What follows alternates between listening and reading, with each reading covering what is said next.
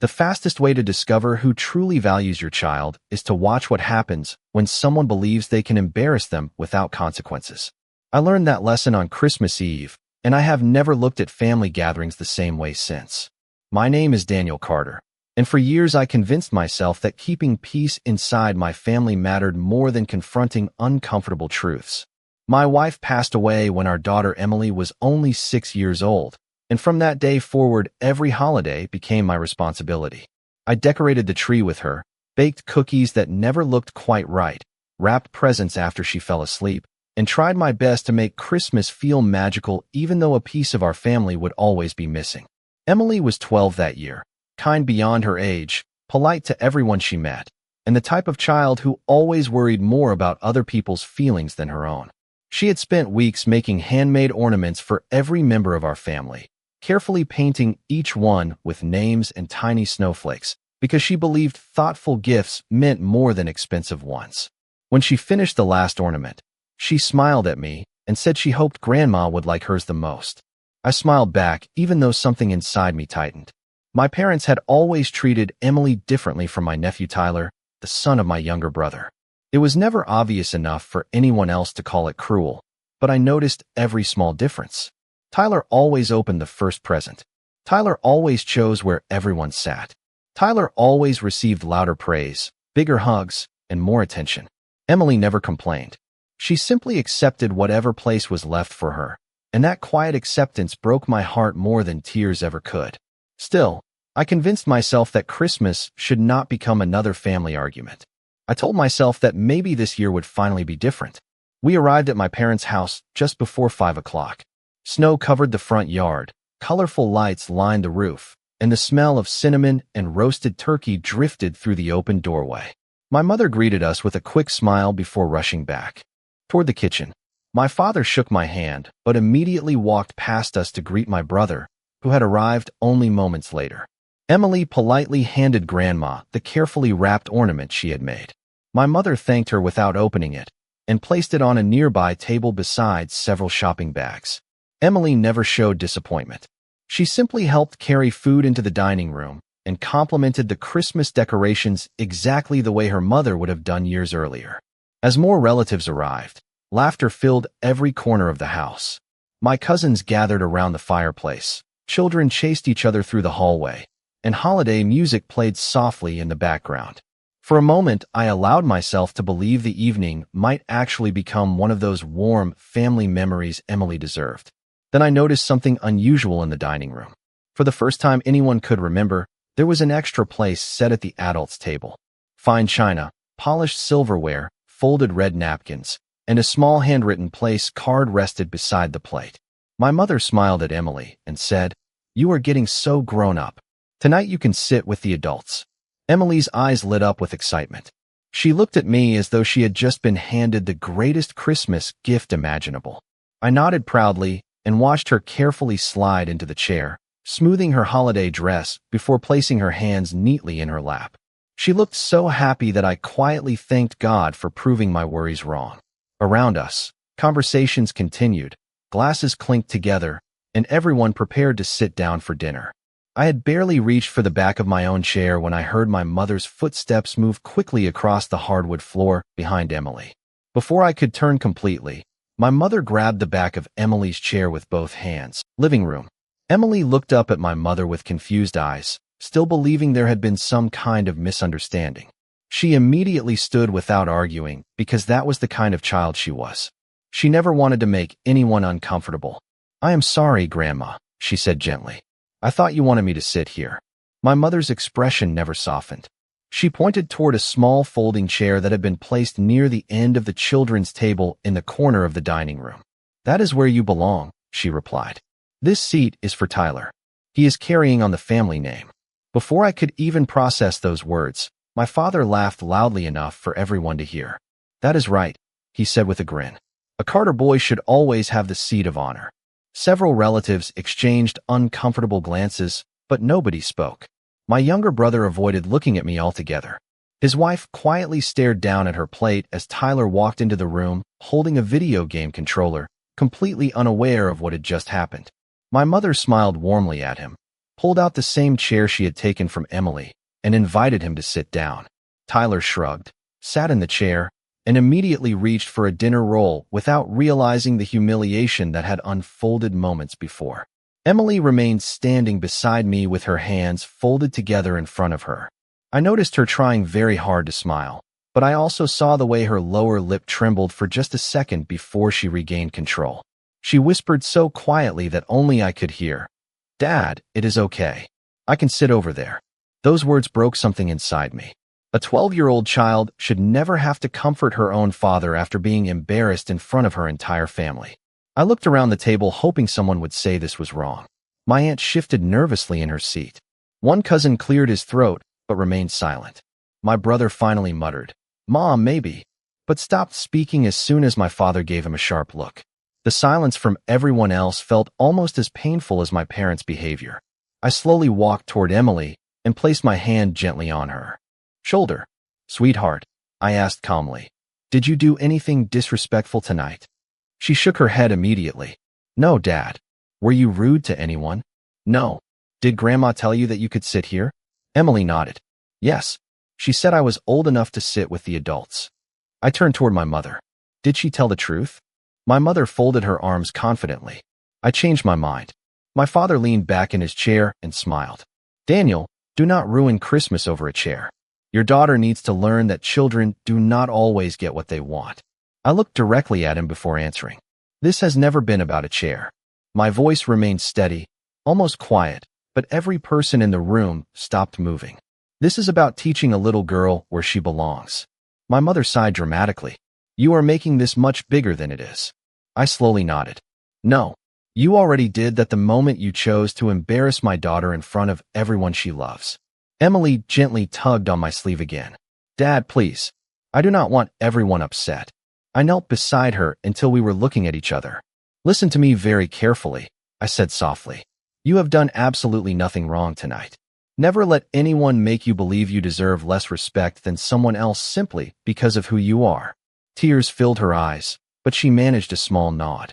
When I stood up again, I looked around the beautifully decorated dining room one last time. The candles were glowing. The turkey sat untouched in the center of the table. Every setting looked perfect except for the kindness that should have surrounded it. In that moment, I realized Christmas dinner had already ended long before anyone had taken the first bite, and I quietly reached for Emily's hand, knowing exactly what I was about to do next. Emily slipped her small hand into mine without saying another word. She trusted me completely, and that trust mattered far more than the opinions waiting around that dining room table. I picked up our coats from the hallway chair, while every conversation remained frozen behind us. My mother finally spoke. "Daniel, where do you think you are going?" I turned back calmly. "Home." She frowned as though I had overreacted. "You are seriously leaving over something this small?" I looked directly at her. "You think it is small because it did not happen to you." My father shook his head with obvious frustration. "You are teaching that girl to be overly sensitive." I answered without raising my voice. "No. I am teaching my daughter that respect is never something she has to earn by accepting humiliation." My younger brother finally stood up from his chair. "Maybe everyone should just calm down." I appreciated that he spoke, but his words arrived too late. Remaining neutral after someone has already been hurt does not undo the damage. Emily quietly reached into the gift bag she had carried into the house earlier. She removed the handmade ornament she had spent weeks creating for her grandmother. The tiny wooden snowflake had been carefully painted by hand, and beneath it she had written, "With love, Grandma." She stared at it for a few seconds before gently placing it on the entry table beside the unopened gifts. She did not say anything. She simply walked toward the front door with me. That silent gesture affected several relatives more than any argument could have. As we stepped outside, cold December air filled our lungs. Snowflakes drifted slowly beneath the glow of the porch lights while Christmas music continued playing faintly inside the house behind us. Emily climbed into the passenger seat of my truck and quietly buckled her seat belt. I started the engine but did not pull away immediately. I wanted to make sure she was ready to talk whenever she chose. After several minutes, she looked out the window and asked the question I had been hoping I would never hear. "Dad, is there something wrong with me?" My heart sank. Every parent fears hearing words like those because they reveal exactly how deeply another person's actions have reached a child's heart. I turned toward her and answered immediately. Absolutely not. There has never been anything wrong with you. She looked down at her hands. Then why does Grandma like Tyler more? I took a slow breath because children deserve honest answers that do not burden them with adult bitterness. Sometimes people make unfair choices because of beliefs they have carried for a long time. Those choices say everything about them and nothing about your worth. Emily remained quiet for another moment before whispering. I tried so hard to make her happy. I gently smiled. I know you did. I watched you spend hours making those ornaments. I watched you practice saying Merry Christmas with the biggest smile because you wanted everyone to feel loved. None of that changed who you are tonight. You are still the same thoughtful girl you were this morning. A small tear rolled down her cheek, but this time she quickly wiped it away. I just wanted Grandma to be proud of me. I reached across the center console and squeezed her hand. Sweetheart, the people who truly deserve a place in your life will never make you compete for their love. She nodded slowly. As we drove away from my parents' house, I glanced once in the rearview mirror. Through the front window, I could see several relatives still standing around the dining room instead of eating. The celebration had stopped completely. No one was laughing anymore. My phone began vibrating before we had even reached the end of the street. My mother's name appeared on the screen, followed immediately by my father's. I ignored both calls. Then messages from relatives started arriving one after another. Some asked what had happened because they had not seen everything. Others quietly admitted they believed my parents had gone too far. One message stood out above all the others. It came from my aunt, who had remained silent during dinner. She wrote only one sentence. I should have stood up for Emily, and I will regret staying quiet for the rest of my life. By the time Emily and I arrived home, the snow had started falling more heavily, covering the front yard with a quiet blanket of white that made everything seem peaceful despite the storm still turning inside my mind. I unlocked the front door, helped Emily hang up her coat, and turned on the lights that surrounded our own Christmas tree. It was smaller than the one at my parents' house, and the ornaments did not match perfectly, but every decoration had been placed there together over the years. That room had something my parents' dining room had lost long before tonight. It felt safe. Emily disappeared upstairs for a few minutes before returning in comfortable pajamas, carrying 2 mugs of hot chocolate exactly the way we always did after decorating the tree. She handed one to me and quietly sat beside me on the couch. Neither of us rushed to fill the silence. Sometimes love means allowing another person enough space to collect their thoughts. After several minutes, Emily looked at the glowing lights on the tree and asked, Dad, do you think Grandma and Grandpa even know they hurt me? I thought carefully before answering. I believe they know now. Whether they understood before tonight is another question. She nodded slowly. I kept thinking maybe if I smiled more or helped in the kitchen longer, Grandma would be happy. I gently shook my head. Sweetheart, love is never supposed to be a competition. You should never have to earn basic kindness from your own family. She leaned her head against my shoulder, and for a while we simply watched the lights reflecting off the ornaments we had collected since she was little. My phone continued vibrating every few minutes on the coffee table. I ignored it until Emily quietly said, You should probably see who it is. When I finally picked it up, there were more than 20 missed calls and dozens of text messages. My mother insisted that I had embarrassed the family by leaving. My father claimed everyone had misunderstood a harmless tradition.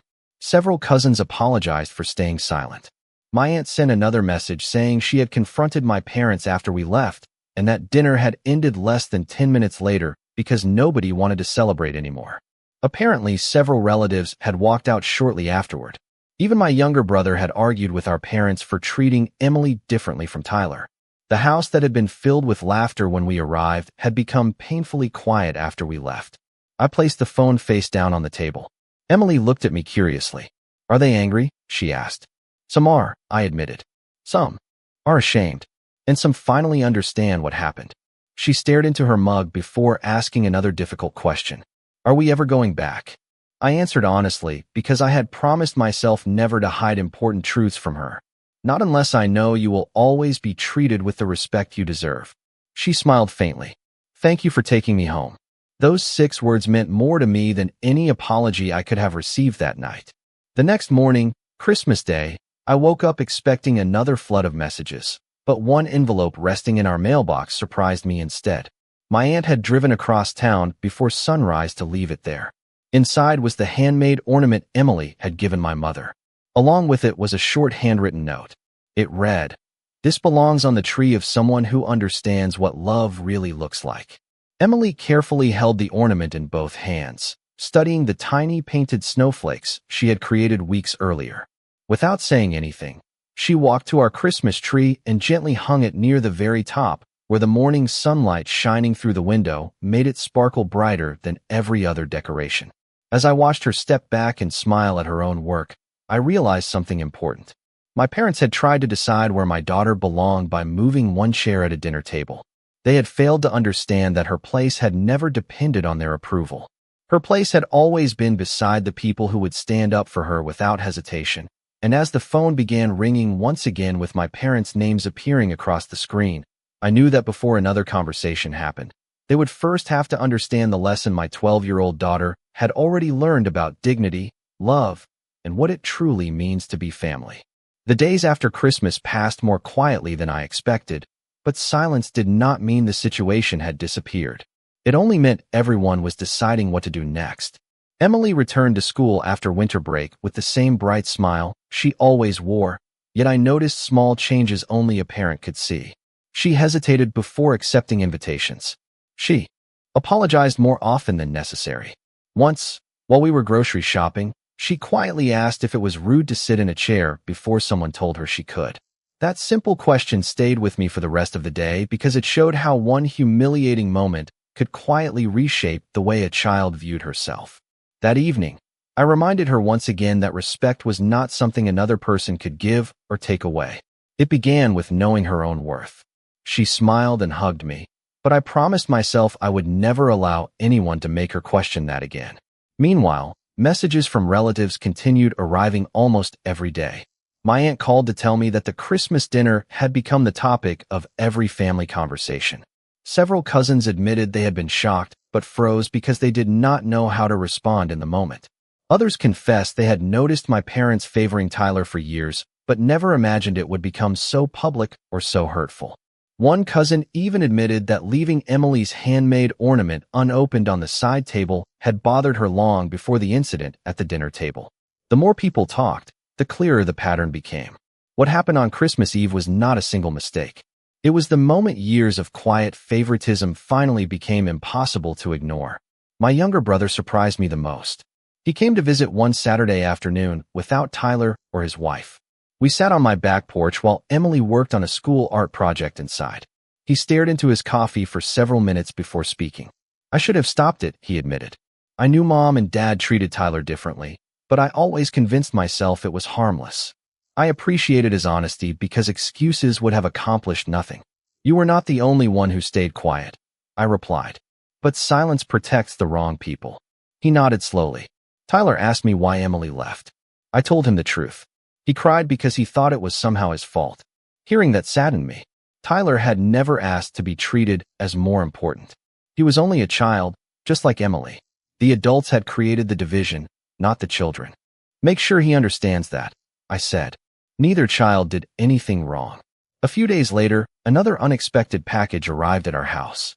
This time it came directly from my parents. Inside was the unopened ornament Emily had made along with every Christmas card and photograph she had ever mailed them over the years. At the bottom of the box rested a handwritten letter from my mother.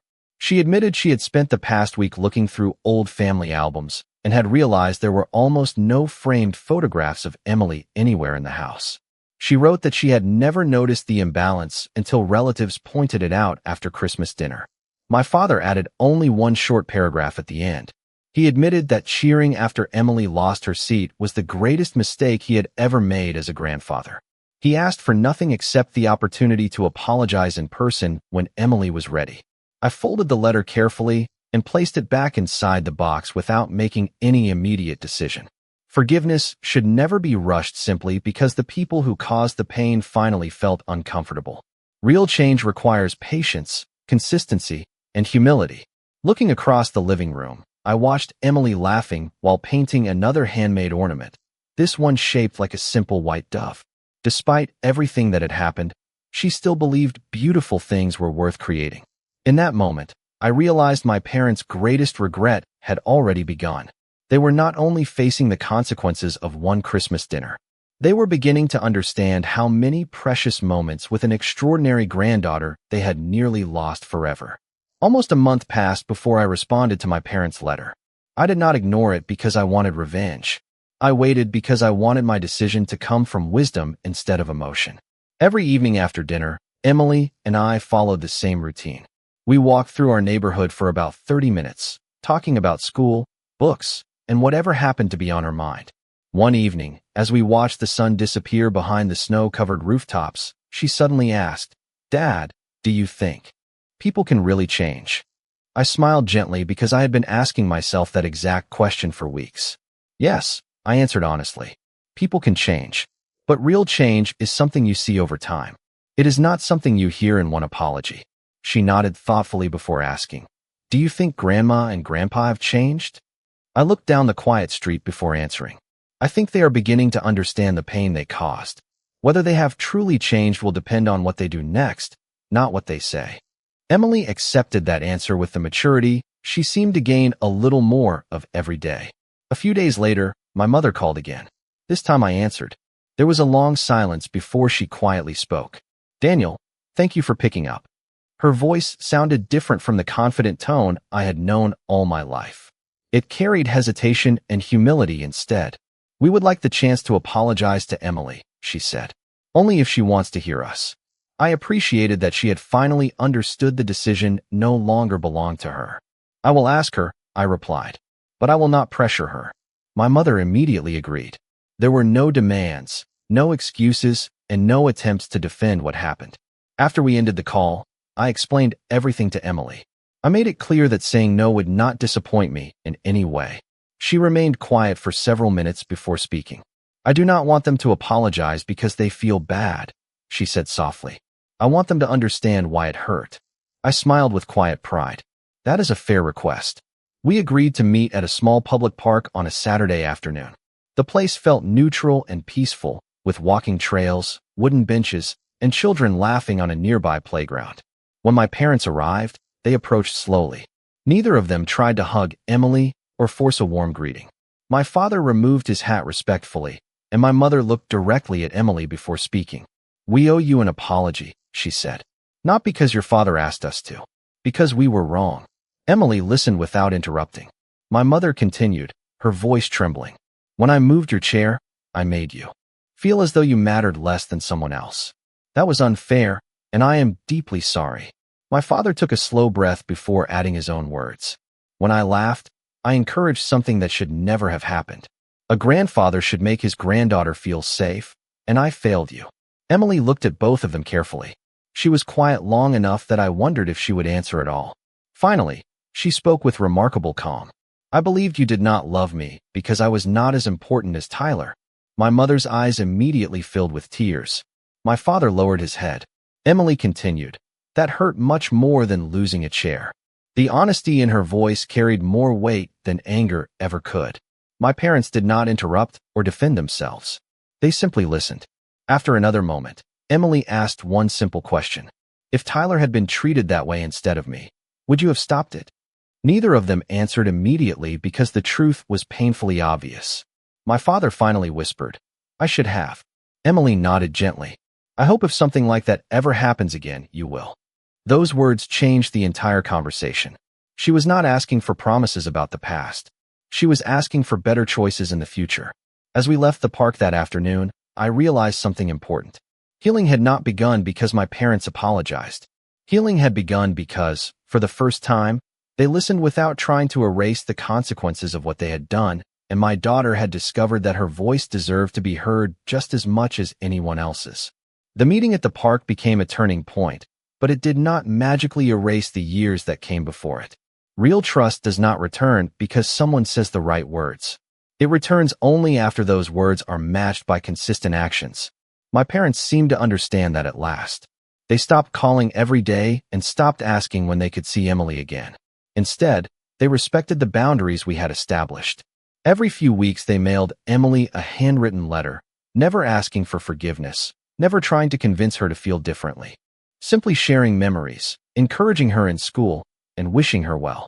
Emily read every letter carefully before placing each one inside the same wooden keepsake box where she now kept the ornament she had made that Christmas. One afternoon, while we were working together in the backyard preparing flower beds for spring, she looked up from the small shovel in her hands and asked, "Dad, why are they acting so differently now?" I smiled as I brushed the dirt from my gloves. Because sometimes people only understand the value of something after they almost lose it forever.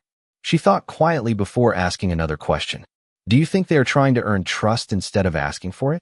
I looked at her with genuine pride. Yes, that is exactly what they are doing. Several weeks later, my aunt invited the entire family to her home for Easter dinner. It would be the first large family gathering since Christmas. When she called, she made one promise before I even answered. "Daniel, everyone knows exactly what happened at Christmas, and everyone agrees that Emily will always be treated with respect in this house." I thanked her for saying those words because they mattered more than she probably realized. Before accepting the invitation, I asked Emily what she wanted to do. She did not answer immediately. Instead, she asked a question of her own. "Will I have to prove anything?" "No," I replied. "The only people who have something to prove are the adults." She smiled softly. "Then I would like to go." Easter afternoon felt very different from Christmas. The atmosphere was warm without being forced. Relatives greeted Emily with genuine affection, asking about school, her art projects, and the upcoming spring concert. My parents arrived quietly a few minutes later. They did not assume they would sit beside us. They simply greeted everyone politely before taking the seats that happened to be available. Then something happened that I will never forget. As everyone prepared to sit down for dinner, my aunt looked around the table and smiled at Emily. "Would you help me?" she asked. Emily walked over, and my aunt gently invited her to choose whichever seat she wanted. Before anyone else sat down, the room became completely silent for a brief moment because everyone understood the significance of that simple gesture. Emily looked at me first. I nodded encouragingly but said nothing. She slowly chose an ordinary chair beside me. Not the head of the table, not a place of honor, just a seat where she felt welcome. My mother quietly watched the moment with tears in her eyes. She understood that respect was never about the furniture. It was about giving a child the freedom to know she belonged. During dinner, conversations flowed naturally. Tyler asked Emily about her latest drawing, and the two cousins laughed together while comparing favorite movies. Watching them reminded me that children almost always choose kindness when adults stop teaching them division. As we prepared to leave that evening, my father walked beside me to the driveway. "Thank you for giving us another chance to do better," he said quietly. I looked back through the window where Emily was laughing with her cousins. "You were given an opportunity," I answered calmly. "What matters now is making sure she never has to question her place in this family again." He nodded without hesitation. For the first time in many years, I believed he truly understood that love is not measured by words spoken during the holidays. It is measured by the quiet choices people make every ordinary day afterward. Spring slowly turned into summer, and with each passing week I noticed something that surprised me more than anything my parents had said. They stopped trying to repair the past and started focusing on how they treated Emily in the present. They remembered the date of her school art exhibition without anyone reminding them. They mailed her a handwritten card before her final exams, wishing her confidence instead of perfect grades. When they visited, they listened far more than they spoke. Those small choices did not erase Christmas, but they quietly built a different future one ordinary day at a time. Emily noticed the change as well. One evening after we returned from her art exhibition, she carried the blue ribbon she had won into the kitchen and placed it beside the fruit bowl before sitting across from me at the table. "Dad," she asked softly, "do you think Grandma really sees me now?" I smiled because I understood exactly what she meant. She was not asking whether her grandmother knew her name. She was asking whether she finally felt valued. "I think she is learning to," I answered honestly. Seeing someone is different from simply looking at them. It takes humility to recognize the person standing in front of you instead of the expectations inside your own mind. Emily nodded thoughtfully. She asked me about my paintings today instead of comparing me to Tyler. I laughed quietly. That sounds like progress. A few weeks later, my mother invited us to lunch at a small family restaurant near the lake. She insisted there would be no holiday, no celebration, and no large gathering. She simply wanted to spend time together. Before accepting, I asked Emily if she felt comfortable going. She answered without hesitation, "I would like to." The restaurant overlooked calm water where families rented paddle boats and children fed ducks from the wooden dock. It felt peaceful, and perhaps that was exactly why my mother had chosen it. As soon as we arrived, she stood to greet Emily with a warm smile, but waited for Emily to decide whether she wanted a hug. When Emily stepped forward willingly, I noticed genuine relief spread across my mother's face. Respecting boundaries had become natural instead of forced. During lunch, the conversation revolved around school, books, favorite recipes, and Emily's dream of studying graphic design someday. My father listened carefully before asking thoughtful questions instead of changing the subject. There was no favoritism, no comparisons, and no uncomfortable silence. Near the end of the meal, my mother reached into her purse and carefully placed a small envelope in front of Emily. "This is not a present," she explained. "It is something I should have said a long time ago." Inside was a handwritten letter. Emily quietly read every line while the rest of us waited. When she finished, she folded the paper carefully and looked at her grandmother. "Thank you," she said simply. My mother smiled through tears. "You did not deserve what happened that Christmas. You deserve to know every single day that you were loved exactly as you are." Emily reached across the table and gently held her grandmother's hand for a brief moment. It was not a dramatic scene. There were no speeches, no instant miracle, and no promise that everything would suddenly become perfect. It was simply a small act of grace freely offered by a young girl whose heart had remained kind despite being deeply hurt. As we drove home that afternoon, Emily looked out the truck window at the passing trees and quietly said, "Dad, I do not think I will ever forget Christmas." I nodded because I would never forget it either. "You do not have to forget," I replied. "Some memories become valuable because they teach us how people should be treated from that day forward." She smiled peacefully. Then maybe that Christmas gave us something good after all. Looking at her confident expression, I realized she was right. The chair she lost for a few painful moments had become the reason she would never again allow anyone to decide her value.